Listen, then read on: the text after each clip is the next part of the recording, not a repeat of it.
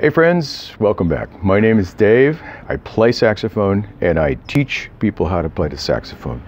You too, honestly can learn how to play the saxophone. You're not too old. You're never too old to start. You're not too young, assuming that you can get your hands around the instrument because they're big enough, right? And you're not too broke to learn how to play saxophone. Saxophones can be had for remarkably small amounts of money online. Seek them out, find a teacher, and learn how to play saxophone. It has brought so many people joy. This is the place where it all started for me, Henry Clay Elementary School, this auditorium right here. Of course, now when I went to school here back in the 1960s, I was in the fourth or fifth grade when we started band class, and I got a saxophone. And this place was brown. I think all schools were kind of a brown-green color back then. I think it was the code, which is essentially not a color, but it was the color. Now it's just been painted with these beautiful murals and these colors. What an exciting place to go, So anyway, this is where I started in a band class with a lot of other kids who had never ever made a note come out of their horns before. And here I am today, still playing. I am here, and I am, in fact, embody the statement that the legendary pianist Chick Corea once made, that there's only three ways to get better. One is what you listen to, two, what you practice, and three, who you play with. That all came together for me here at this school. The band class wasn't really all that exciting.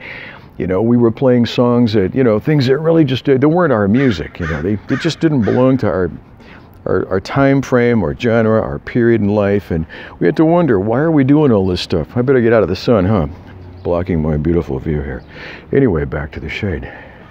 I know you can tell I'm not an expert videographer, but anyway, we were doing that, and a lot of times in your forward momentum as students through high school and perhaps into college, you're going to be playing, say, old jazz standards and wondering about those jazz standards and thinking, well, why are we playing these songs? Well, because they're put together so well, there's much to learn from them. I mean, there's a lot of things to learn from those songs. The bones of those songs are so well knit together that they have much to teach us. But back to what Chick Corea said. How to get better. What you listen to, key. What you practice, and who you play with. Now, in the 6th grade at this very building, right here, right through these assembly room doors, right there, there's a big stage in there. And I was invited to play in a band for the 6th grade graduation recital. And it was a rock and roll band. A friend of mine in class named Chris Anderson started this band. He had a blue metal flake drum kit. The song that we listened to was a contemporary song that we heard on the radio called Wipeout by the Surfaris. We listened to that song, and without any sheet music, we memorized our parts in that song. We would meet over at his house, which is a half a mile or so from school, walking distance, and we would practice that song until we got it right. And the guys I played with were all kind of like me. It seems to me there were a lot of shiny guitars in that band, but the drums really stood out.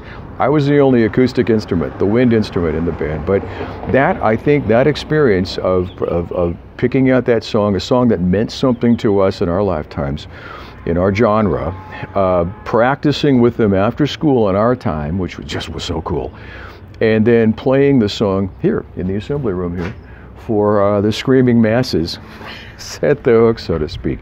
It made the experience of music far more meaningful for me. So, the moral of this story, what you listen to, well, you do listen to music. If you're not listening to music, that's a problem we'll talk about another time.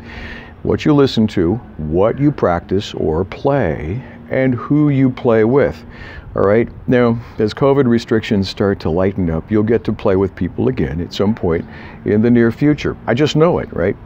What you listen to, though, and what you practice should be something in the mix there that you really like, that you hear on the radio, that's contemporary, that's modern, that you really dig. I don't care what it is, Bruno Mars, Stevie Wonder, anybody, I don't care.